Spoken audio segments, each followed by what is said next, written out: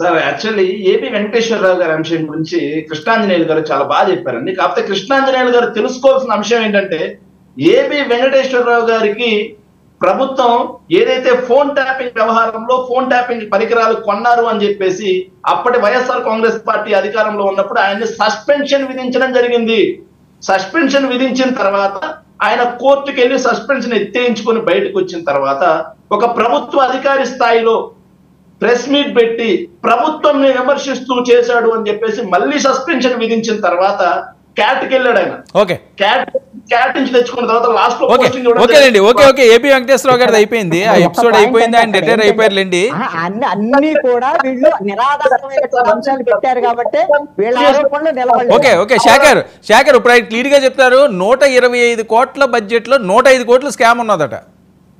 Sir మేము clear గా చెప్తున్నాం సార్, 125 కోట్ల బడ్జెట్ కాదు, 114 కోట్లు ఎగ్జాక్ట్లీ. నా దగ్గర జీవో కాపీ కూడా ఉంది. 114.25 కోట్లు ఎగ్జాక్ట్లీ.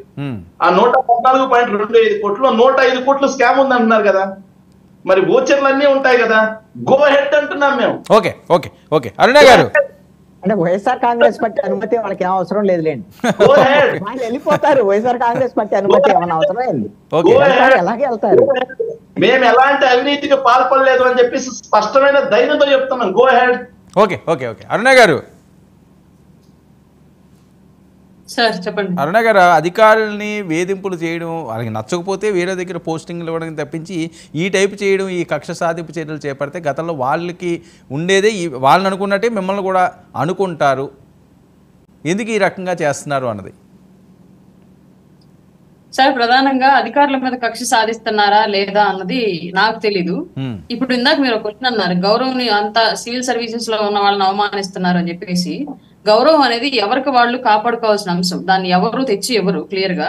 గతంలో ఏపీ వెంకటేశ్వర్ల గారి విషయంలో చేసిన, లేదంటే సవాంగం అన్న గారు జగన్మోహన్ రెడ్డి గారికి సపోర్ట్ గా టీడీపీ ఆఫీస్ మీద దాడిని ఖండిస్తూ ఏ విధంగా మాట్లాడారు అంటే, కార్యకర్త భావ ప్రకటన స్వేచ్ఛని ఈ విధంగా తెలియజేయొచ్చు చెప్పులు విసరడం ద్వారా, రాళ్ళు విసరడం ద్వారా అని చెప్పేసి మాట్లాడారు. ఒక డీజీపీ స్థాయిలో ఉన్న వ్యక్తి అట్లా మాట్లాడచ్చో లేదో, అది ఎలాంటి గౌరవాన్ని కాపాడుకునే అంశమో ఆయనే తెలుసుకోవాలి. తర్వాత ఆయన యొక్క ఆయన ప్రకటించినటువంటి భావ ప్రకటన స్వేచ్ఛని ఏ విధంగా సమాజం తీసుకునేది అనేది కూడా మనం ఆలోచించాల్సిన విషయము. అట్లాగే RRR గారిని కొట్టినప్పుడు ఆ జిల్లా ఎస్పీ ప్రవర్తించిన తీరు, పట్టాభి గారిని కొట్టినప్పుడు ఆ జిల్లా ఎస్పీ ప్రవర్తించిన తీరు, ఇలా ఎంతో మంది ఎస్పీ క్యాడర్ లో ఉన్న వాళ్ళు, ఐజీ క్యాడర్ లో ఉన్న వాళ్ళు, డీజీపీలు రాష్ట్రంలో ఆ రోజు మేము ఉద్యోగులము యూపీఎస్సీ ద్వారా సెలెక్ట్ అయ్యి పబ్లిక్ సర్వీస్ చేయడానికి వచ్చిన వాళ్ళం మేము అన్న విషయం మర్చిపోయి ఒక పార్టీకి, కొందరు మంత్రులకి, ఒక ముఖ్యమంత్రికి